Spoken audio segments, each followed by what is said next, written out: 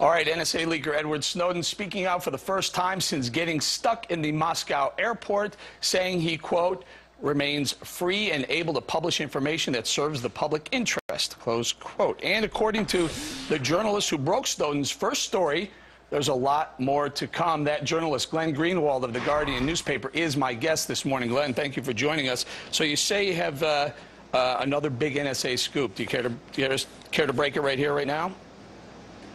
Unfortunately, Eric, you're going to have to wait along with everybody else until our stories are published. But I will say that there are vast programs of both domestic and international spying that the world will be shocked to learn about, that the NSA is engaged in with no democratic accountability, and that's what's driving our reporting. You know, Glenn, yesterday Ed Snowden released a letter to the world about the Obama administration. I'm going to paraphrase here a little bit. He's saying that the Obama administration, they're not afraid of me, Ed Snowden. They're afraid of a constitutionally informed public. Question. Do you think the Obama administration wants Snowden to come back to the U.S., or is that going to look bad for them to have him in a U.S. court?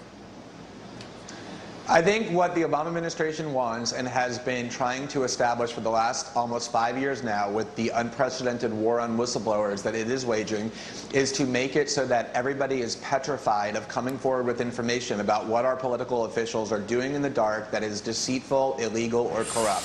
They don't care about Edward Snowden at this point. He can no longer do anything that he hasn't already done. What they care about is making an extremely negative example out of him to intimidate future whistleblowers from coming forward because they'll think that they're going to end up like him. That's their objective. All right, so some of the new news that's breaking as we speak is that Edward Snowden has said that he's going to turn down Russia's offer, Vladimir Putin's offer, to stay in Russia. That would have required him to stop leaking information. He said, no, I don't want to do that. But he's asked for asylum up to around 20 countries or so. Some are saying no.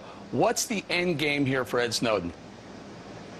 Well, from the very first time that I spoke with him, he said that he completely understood that once he came forward against the U.S. government and the Obama administration, that he would become the most wanted man on earth and would be hunted down by the world's most powerful state, and that he felt it was worthwhile to do that because he could not in good conscience allow this massive spying program aimed at the American people to be constructed in the dark. And he said, obviously, he wants to stay out of the clutches of the U.S. government, given the way that they persecuted whistleblowers. He's obviously trying to find a place where he can do that, but his real goal is to continue to be part of the conversation about why he did what he did, what it is that he saw in the NSA, how these spying powers were being abused, and to continue to make people around the world and his fellow citizens in the United States aware of what their government is doing. Glenn, you've been criticized, specifically David Gregory. I'm going to play this clip. I'd like you to react to it. Go ahead. Play the clip on David Gregory. Why shouldn't you, Mr. Greenwald, be charged with a crime? I think it's pretty extraordinary that anybody who would call themselves a journalist would publicly muse about whether or not other journalists should be charged with felony. The scandal that arose in Washington before our stories began was about the fact that the Obama administration is trying to criminalize investigative journalism by going through the emails and phone records of AP reporters, accusing a Fox News journalist of the theory that you just embraced, being a co-conspirator with felonies for working with sources. Glenn, has David Gregory contacted you, apologized? No, he hasn't. There was a New York Times reporter, Andrew Ross Sorkin, who went on television the next day and said I ought to be arrested, and he publicly apologized, but David Gregory has not. But look, Thomas Jefferson 250 years ago said that those who most fear investigations are the ones who attack a free press first. That's why a free press is guaranteed, so that I can, as a journalist, tell my fellow citizens that the government is collecting all of their phone records and email records and tapping into their Facebook conversations and Google chats and Skype telephone calls. This is what journalism is about, shining a light on what the most powerful people in the country are doing to them in the dark. So we're going to continue to do that no matter what David Gregory and his friends say. Running out of time, Glenn, yes or no, have you been in contact with Ed Snowden recently? Not since he left Hong Kong. No, I haven't. And last question.